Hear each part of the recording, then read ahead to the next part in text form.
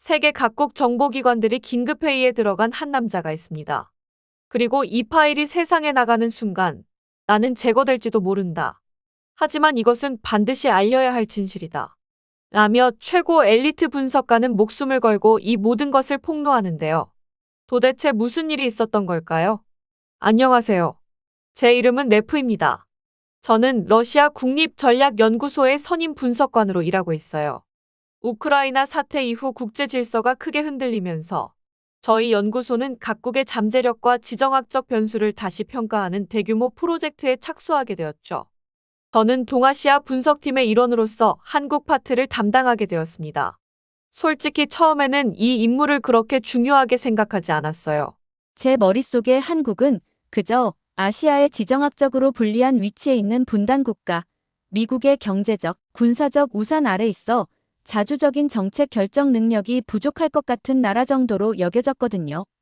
각종 보고서에 나타난 한국의 경제 지표나 기술 수준은 꽤 인상적이긴 했지만 그것이 저희 러시아의 국가 전략에 직접적인 영향을 미칠 만한 중대한 변수라고는 생각하지 않았습니다. 그저 경제 규모나 인구수 같은 표면적 지표로는 강대국들 사이에서 큰 영향력을 발휘하기 어려울 것이라고 얕잡아 봤던 것 같아요. 하지만 관련 자료들을 깊이 파고들수록 공식적인 통계와 잘 알려지지 않은 비공식적인 정보들 사이에 뭔가 설명하기 어려운 간극이 있다는 것을 느끼면서 묘한 의구심이 들기 시작했어요. 제 동료인 보ля는 제가 한국 분석에 유독 많은 시간을 쏟는 것을 보고는 의아해했죠. 그는 한국이 뭐 그리 대단한 전략적 가치를 지니고 있냐며 K-팝이나 드라마 같은 문화 콘텐츠 외에는 특별히 주목할 만한 것이 없지 않냐는 투로 이야기하곤 했습니다. 그저 적당히 마무리하고 다음 주제로 넘어가는 것이 어떻겠냐는 그의 가벼운 조언은 당시 점점 더 깊은 의문 속으로 빠져들던 저에게는 별다른 영향을 주지 못했죠. 저는 인구 규모나 GDP 순위 같은 단순한 지표만으로는 결코 설명되지 않는 한국 사회 저변의 역동성과 눈부신 기술 발전 속도에서 무언가 다른 가능성을 직감하고 있었으니까요.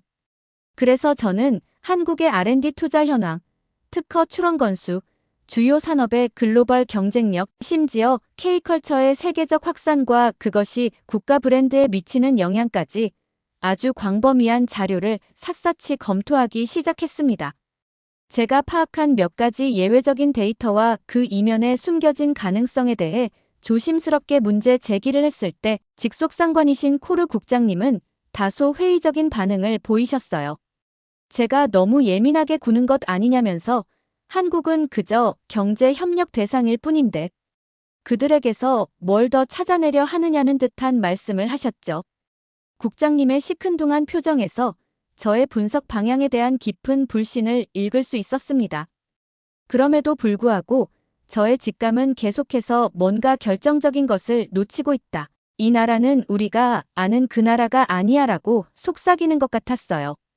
그래서 저는 이 분석을 마치 저만의 개인적인 탐구처럼 더욱 은밀하고 집요하게 이어갔습니다.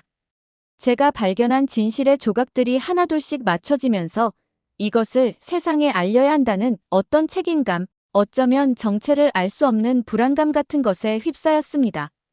그래서 결국 이 기록을 남기기로 결심하게 되었죠.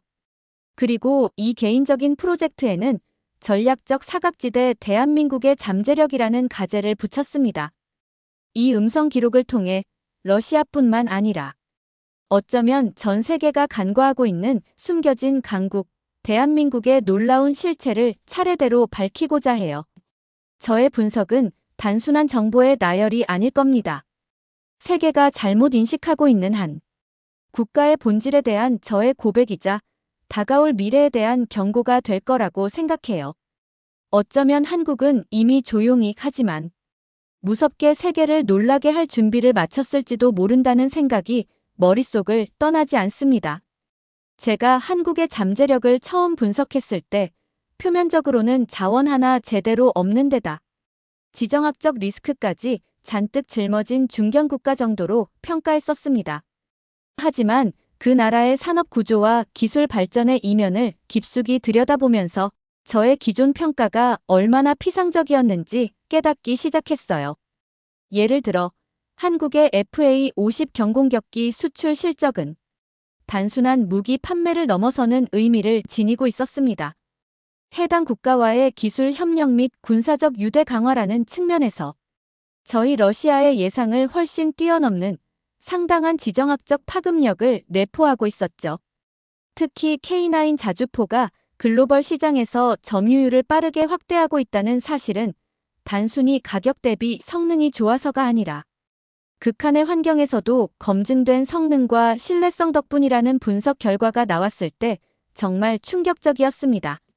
극한의 조건에서도 놀라운 정밀도와 신뢰성을 구현. 한다는 사용자 평가는 극히 낮은 오차율을 목표로 하는 저희 러시아의 유사체계 개발팀에게는 믿기 어려운 수준이었죠.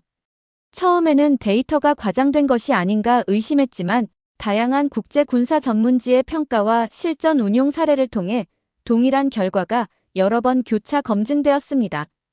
제 동료인 알렉은 제가 여전히 한국 관련 데이터에 매달리는 것을 보고 현재 가장 시급한 것은 유럽 정세 분석이라는 점을 넌지시 강조하곤 했어요. 하지만 제가 제시한 한국의 메모리 반도체 분야에서의 독보적인 초격차 기술력과 시스템, 반도체 및 AI 반도체 분야에서의 무서운 성장세, 그리고 이를 통한 제조업 혁신 가능성을 비교한 자료를 보고는 그도 잠시 할 말을 잃은 듯 했습니다. 이러한 데이터들은 한국이 단순히 선진 기술을 모방하는 국가가 아니라 첨단 기술을 융합하여 새로운 산업 생태계를 창조하는 독자적인 혁신 동력을 가진 세력임을 분명하게 시사하고 있었으니까요. 저는 더 많은 자료를 수집하며 한국 산업계의 특이점을 모아 패턴을 분석했고 그들이 한정된 자원과 시장 규모의 한계를 극복하기 위해 기술 집약적인 고부가 가치 산업에 집중하며 소수의 핵심 인재와 기업이 글로벌 시장을 선도하는 방식을 추구한다는 것을 깨달았습니다. 이것은 한국이 서구의 발전 모델을 그저 답습하는 것이 아니라 자신들만의 생존 전략과 발전 철학을 얼마나 치열하게 모색해 왔는지를 의미하는 것이었죠. K2 흑표 전차의 기술 자립도와 해외 수출 성과는 저희 러시아의 방산 전문가들 사이에서도 뜨거운 논쟁거리였습니다. 그 전차가 단순한 아시아 시장용 염가판이 아닌 최첨단 기술이 집약된 독자적인 플랫폼이라는 사실이 명백해졌기 때문이에요.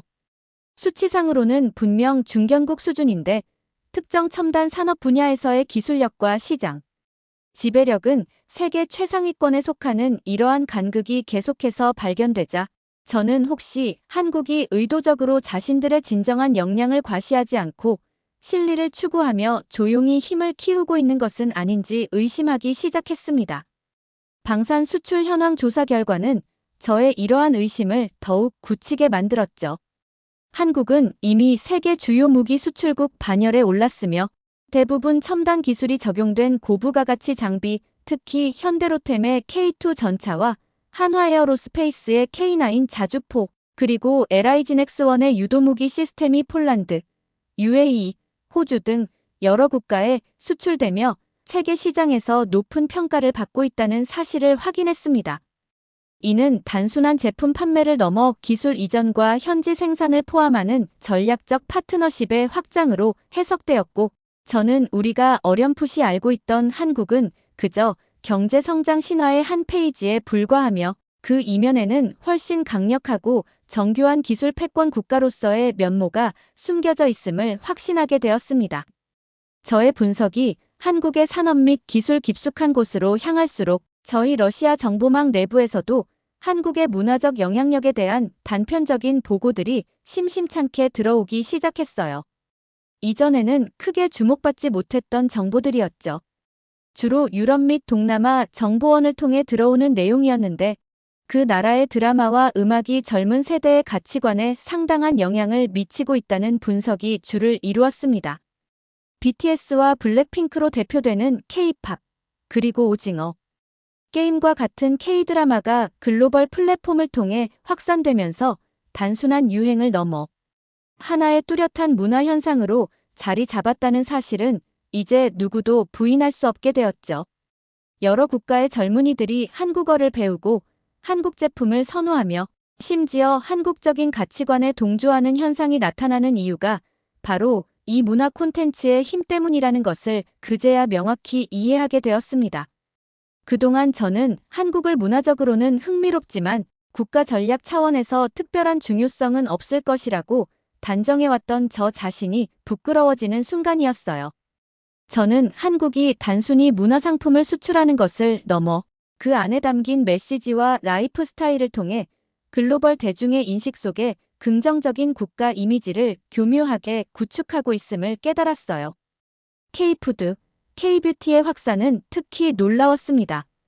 저희 팀의 실험적인 조사 결과 러시아 내 주요 도시에서도 한국식 화장품 매장이 큰 인기를 끌고 한국 음식에 대한 관심도 젊은 층을 중심으로 꾸준히 증가하고 있다는 사실은 전통적인 문화, 강국을 자부해온 저희 러시아의 자부심에 미묘한 균열을 일으키기에 충분했죠. 한국의 문화 콘텐츠는 확실히 세련되고 역동적이며 무엇보다 힙하다는 느낌을 주었습니다. 러시아 내부 보고서 중에는 한국을 더 이상 단순한 경제적 파트너가 아닌 문화적 매력 국가로 규정해야 한다는 의견도 있었는데 저는 그 표현의 의미를 비로소 체감할 수 있었습니다. 한국은 미국의 대중문화 영향력 아래 있는 수동적인 국가가 아니라 자신만의 독창적인 스토리텔링과 제작 역량으로 글로벌 문화 시장을 선도하는 독립적인 문화 강국이었던 것이죠. 한국 콘텐츠 기업들의 해외 투자 및 합작 소식은 연이어 들려왔고 과거 할리우드나 일본 애니메이션의 주요 소비국이었던 많은 나라들이 점차 한국 콘텐츠의 열렬한 팬이자 적극적인 생산 기지로 전환되는 현상은 단순한 문화 교류를 넘어선 지정학적 소프트 파워의 확장을 의미했습니다. 더욱 놀라운 것은 한국의 디지털 플랫폼 전략이었어요. 저희 러시아가 간과하는 사이 한국은 네이버, 웹툰이나 카카오페이지와 같은 자체 플랫폼을 통해 콘텐츠를 유통시키고 방대한 데이터를 축적하며 이를 기반으로 새로운 비즈니스 모델을 창출하는 선순환 구조를 이미 탄탄하게 구축해 놓았더군요. 이러한 움직임이 그동안 국제사회에서 심각하게 받아들여지지 않았던 이유는 아마도 한국이 요란한 선전이나 과시 없이 조용히 그러나 꾸준히 실질적인 글로벌 팬덤과 시장 지배력 강화에만 집중했기 때문일 것이라고 저는 추측했습니다. 저희 분석팀의 잠정 결론은 명확했어요. 한국은 더 이상 변방의 작은 용으로 치부할 수 없다. 독자적인 문화적, 기술적 영향력을 지닌 글로벌 플레이어로 재평가해야 한다. 는 것이었죠. 이 보고서가 상부에 전달되자 마침내 이전과는 다른 진지한 분위기가 감지되기 시작했어요. 저의 상급자인 마로프 부장님은 저를 따로 불러 보고서의 독창적인 시각에 대해 긍정적인 평가를 내리시면서 특히 한국의 기술 자립도와 문화적 파급력 사이의 상관관계에 주목하여 더 깊이 있는 연구를 진행해보라는 지시를 내리셨습니다. 그 지시는 저에게 큰 동기부여가 되었고 한국이라는 나라에 대한 저의 분석은 새로운 국면을 맞이하게 되었죠. 마로프 부장님의 지시에 따라 저는 한국의 디지털 전환 전략, 특히 공공 및 산업 부문의 시스템 혁신에 대한 심층 조사를 시작했습니다. 그 과정에서 저는 한국이 저희 러시아나 심지어 서유럽 국가들과도 전혀 다른 방식으로 사회 시스템을 운영하고 있다는 놀라운 사실을 발견하게 되었죠. 그 방식은 훨씬 더 빠르고 투명하며 잠재적으로 훨씬 더 효율적이었습니다. 이전에 한국을 단순히 서구 기술의 빠른 추격자이거나 내수 시장 중심의 경제 구조를 가졌을 것이라고 오판했던 저 자신이 얼마나 어리석었는지 깨닫는 순간이었어요.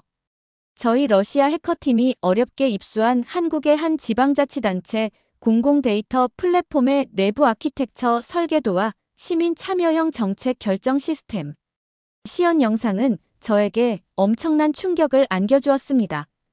블록체인 기반의 투명한 정보 공개, AI를 활용한 민원 예측 및 자원 배분 시스템, 그리고 시민들이 직접 정책 수립에 참여하고 피드백을 제공하는 양방향 소통 플랫폼은 저희 러시아는 물론이고 유럽의 선진국조차 완벽하게 구현하지 못한 최소 5년은 앞선 거버넌스 모델로 보였죠.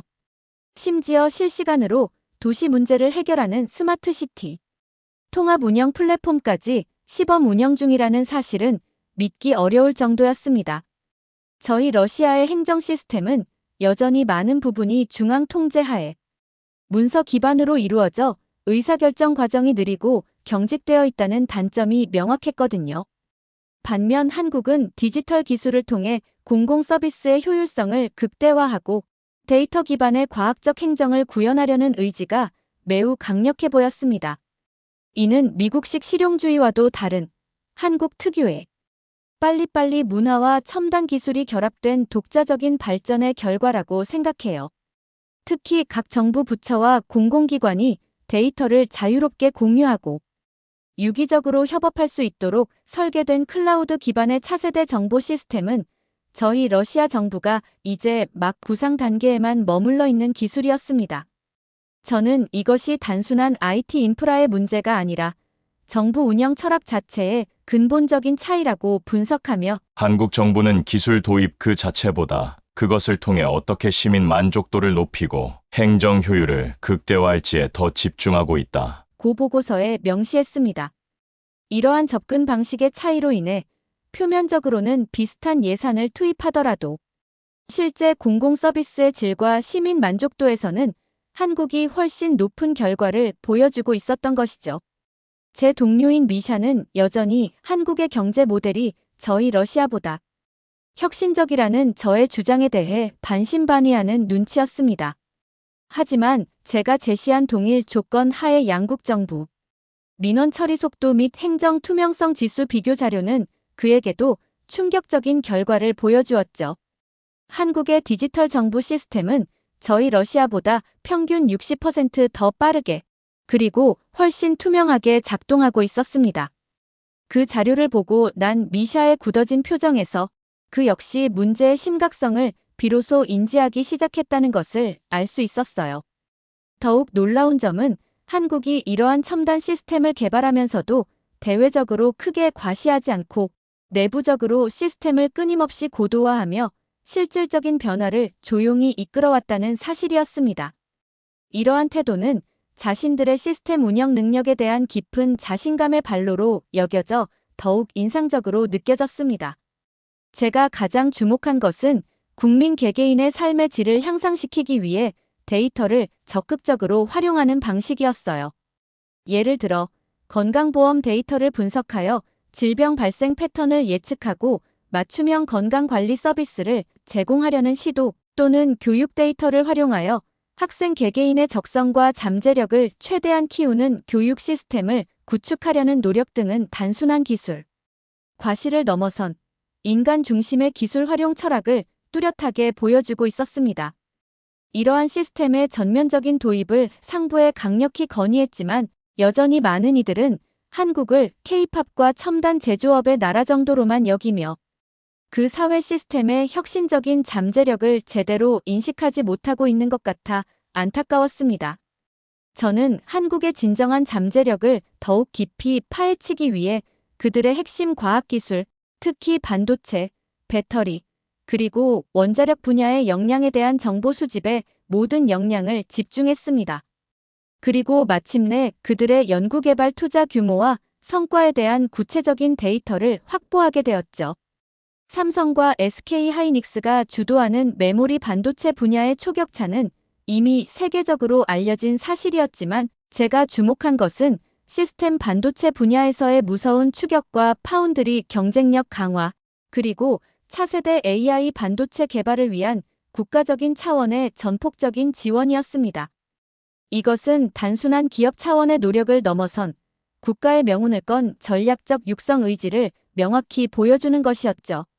저희 러시아의 기초과학기술이나 자원, 부국으로서의 지위가 한국의 응용기술력보다 우위에 있다고 자부해왔던 저의 생각이 얼마나 안일했는지 통감하는 순간이었습니다. 제 동료 기술 분석관인 데니는 관련 보고서를 함께 검토하며 놀라움을 감추지 못했습니다. 한국의 기술 로드맵이 미국의 그것과 비교해도 전혀 뒤처지지 않으며 특정 분야에서는 오히려 더 창의적이고 혁신적인 접근법을 보여주고 있다는 그의 평가는 한국의 기술 생태계가 이미 자생적인 혁신 역량을 충분히 갖추고 있음을 입증하는 것이었어요. 특히 LG에너지솔루션, 삼성 SDI, SK온으로 대표되는 한국의 배터리 기술은 다가오는 전기차 시대를 맞아 글로벌 공급망의 핵심으로 급부상하고 있었습니다. 이들은 단순한 생산 능력을 넘어 소재 개발부터 완제품 생산, 그리고 사용 후 배터리 재활용까지 이어지는 독자적인 밸류체인을 완벽하게 구축하고 있었죠. 이는 단순히 산업 경쟁력을 넘어 에너지 안보와도 직결되는 매우 중요한 문제였습니다. 보고서 분석 결과 저희 부서장조차 이들 한국 기업들이 어떻게 단기간에 글로벌 시장을 석권할 수 있었는지에 대해 깊은 인상을 받은 듯 했습니다. 그 배경에는 과감한 선제 투자와 정부의 전략적인 지원, 그리고 무엇보다 실패를 두려워하지 않고 끊임없이 도전하는 기업가 정신이 자리 잡고 있었음을 인정할 수밖에 없었죠. 한국의 연구개발 문화는 선택과 집중이라는 단어로 요약될 수 있을 만큼 특화되어 있었고, 한번 목표를 설정하면 무서운 속도로 기술 격차를 따라잡고 결국에는 선도하는 패턴을 반복적으로 보여주었습니다.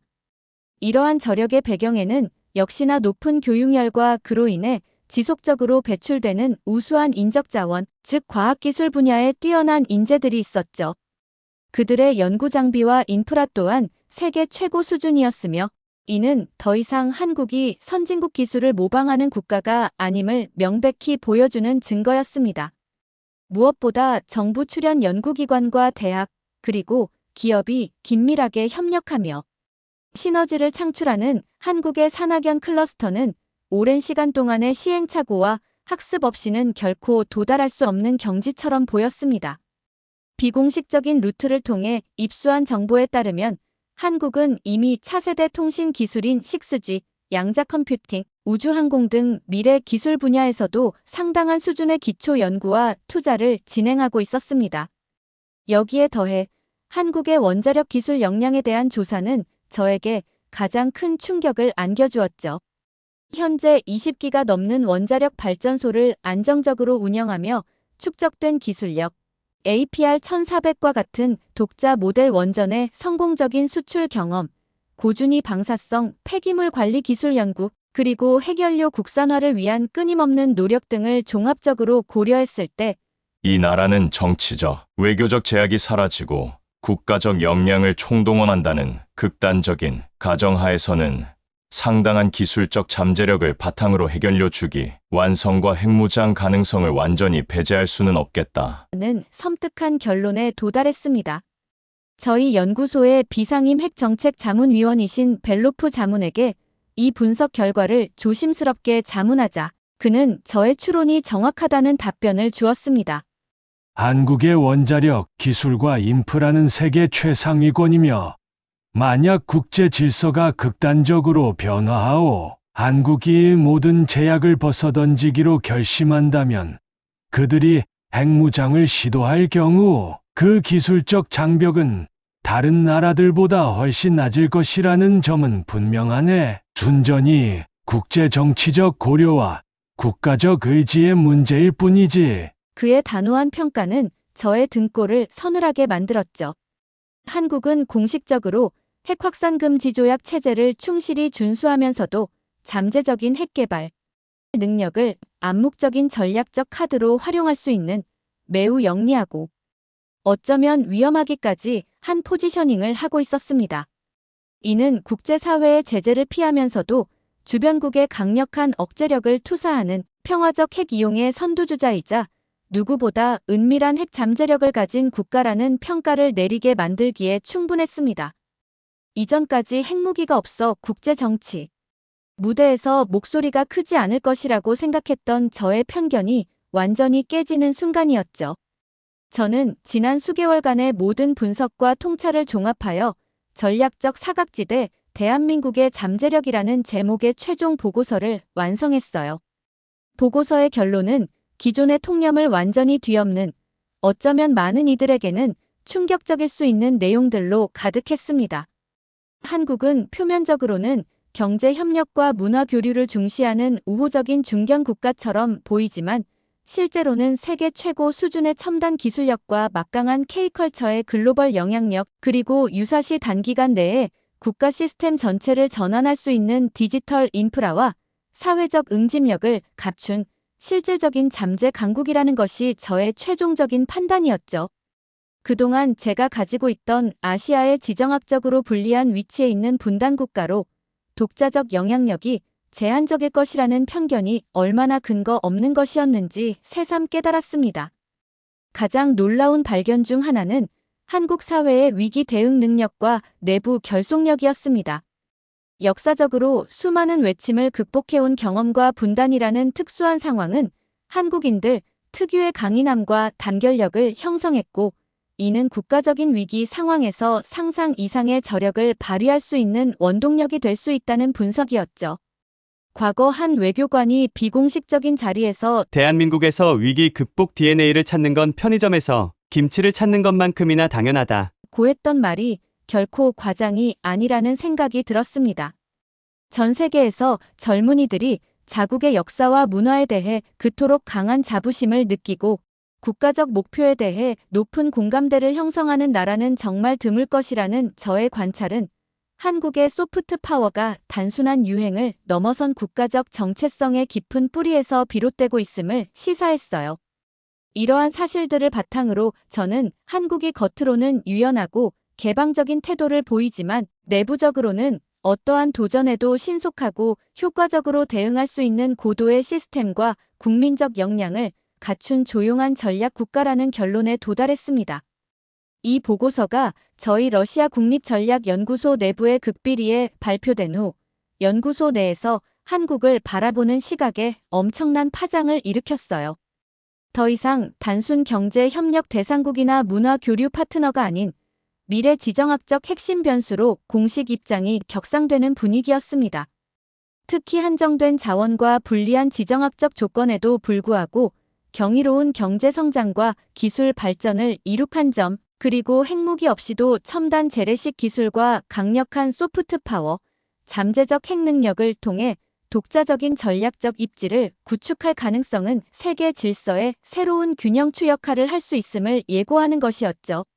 한국의 가장 인상적인 점은 자신들의 진정한 역량을 필요 이상으로 과시하지 않고 묵묵히 내실을 다지며 글로벌 경쟁력을 키워나가는 전략적 겸손함이었는데, 이는 경쟁 상대국으로 하여금 상황을 오판하게 만들 수 있어 더욱 예측하기 어려운 전략이라고 생각합니다.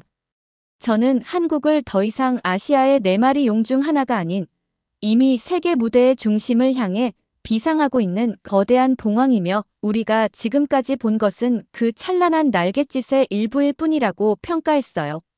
저는 이 보고서 내용과 저의 이 음성 기록이 외부에 알려질 경우 연구소에서 저의 입지가 위험해질 수 있음을, 어쩌면 그보다 더한 위협에 직면할 수도 있음을 직감하고 있습니다.